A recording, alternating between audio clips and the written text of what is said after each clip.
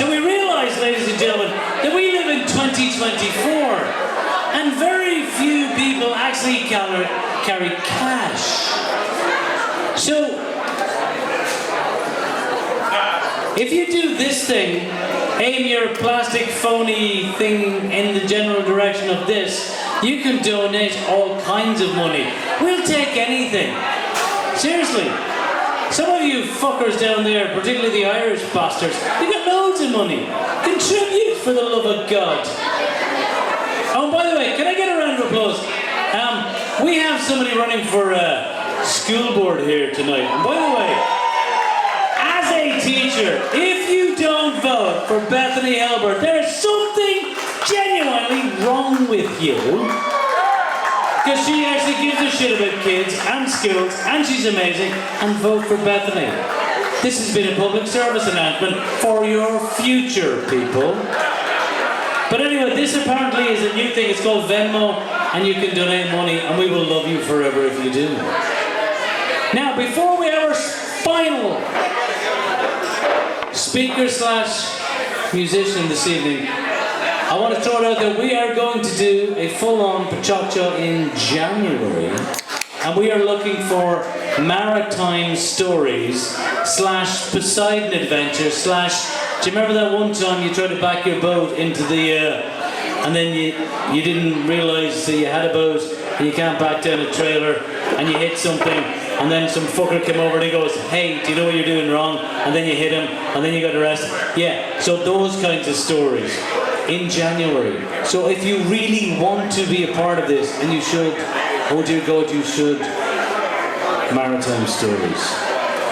Alright, ladies and gentlemen, our next speaker this evening is, and I say this, legendary Mr. Trey Brewer. Ladies and gentlemen, he's originally from Athens, Georgia. He's been performing and teaching most of his entire life. This man is to music what most of us are to breathing. He is that kind of person. He has a degree in jazz guitar. He's played with the Jacksonville Symphony. He's played with everybody. For the love of God, this man is singularly responsible for most kids going to high school. There were kids who never wanted to go to school. They went because he was working, he was teaching guitar. This is, and I mean this, the man, the myth, the fucking legend. Ladies and gentlemen, please welcome to the stage Trey Brewer, The Accidental Career.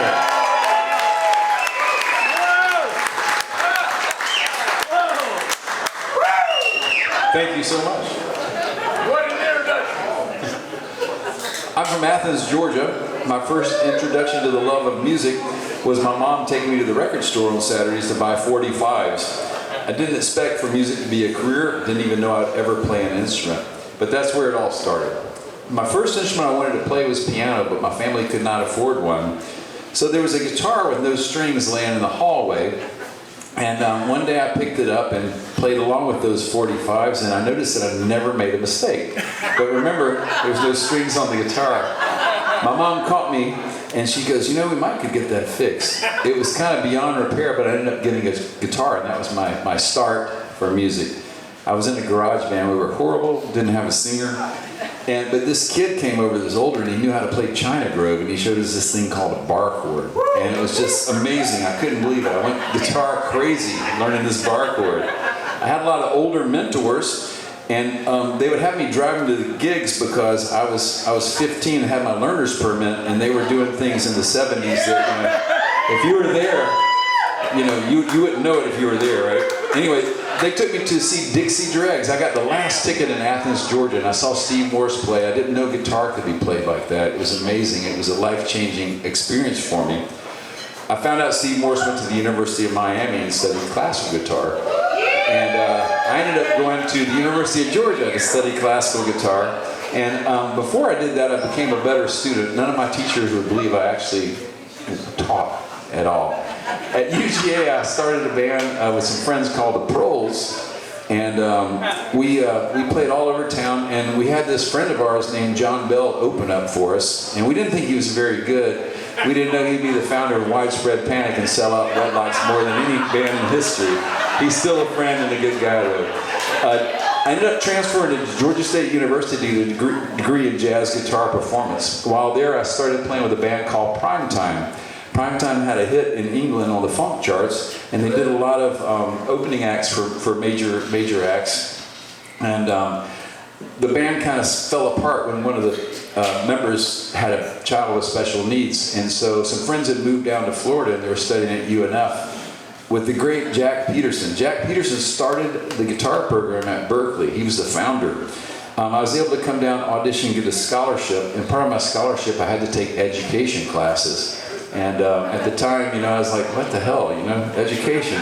I met the love of my life, Jan Brewer, right here. She was doing the Coastal Fisheries Lab at UNF.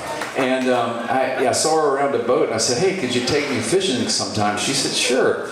And we went fishing, and I'm being a Georgia boy, we don't have fish with teeth. I caught this fish, and I was afraid of it. And she's like, I got it, don't worry. She takes it off the hook, and that was, I knew that was the one.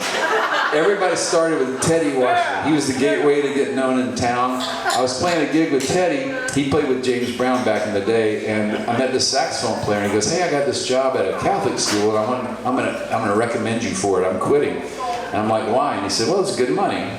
Well, the principal called me, offered me the job on the phone, and the first day of pre-planning I went in, and I'd never taught before, and I asked her for the manual. Now, the look she gave me, I'll never forget, and I didn't realize that you're never supposed to play Alleluia during Mass during Lent. That was a big faux pas. I hated teaching. I did it for 3 years, swore I'd never do it again. My wife brought me this book called Do What You Love, and the Money Will Follow. I did other careers. I played, I was looking at other careers, but I played music, again, just freelance. And I ran into this guy named Al Dodds. Al was the band director at the high school for years. I was playing at the Ritz-Carlton. He saw me play, and he said, hey, we got a job at St. Augustine High School for a guitar program teacher. And I said, no, thank you. Done it. That's not my thing. He was relentless and ended up telling the principal on me. So Paula Steele called me, still love Paula, and she said, hey, why don't you come and interview, or are you interested in interviewing for the job? I said, no. And she said, well, sometimes it's good just to interview to keep your skills up, and I realized I'd never interviewed for a job before. So I ended up going, they actually ended up calling me and asked me if I would sub because they didn't find anybody. So I told my wife we needed some money, we had a child. I said, 1 year plan, we'll do the 1 year plan. I realized that I really loved teaching. It was just I started in the wrong place. I had also taught at UNF, doing classical guitar there, FCCGA, running the program, and doing clinics and workshops around the Southeast. Well, my 1 year plan turned into 30 years. I took kids to Spain, Colorado, New York, Nashville. Some of my students told me they would never have graduated if it wasn't for guitar class. And I have a couple students that have played on gold records and gotten Grammys and things and are touring. But those that call me up and tell me what a difference it made in their life, that really means a lot as well. Well, during the pandemic, I'd kind of realized I wanted to get back to my classical and my jazz, and I'd gotten interested in bluegrass. And so I decided a local contractor called me, and I started doing some gigs around St. Simon's and stuff, and I did that for a while. And that was one of the things that I really loved. The band, the committee was so good, and friends for life. Well, everything I did, I didn't realize it, up to getting the job at St. Augustine High, taking the ed classes, gigs, kind of prepared me for the job. Again, I never knew there was even a high school program for guitar. And it's been a great career in education. I'm now retired. The students that I have were just wonderful. That guy right there is my lawyer. And, you know, a couple of takeaways I have from this is, you know, one thing is to do what you love. The money will follow, and also play for someone you love. And now I'm able to play with some of my students and friends, and I've come full circle. And this is going to be the album cover here, so hope you guys will check it out. Thank you.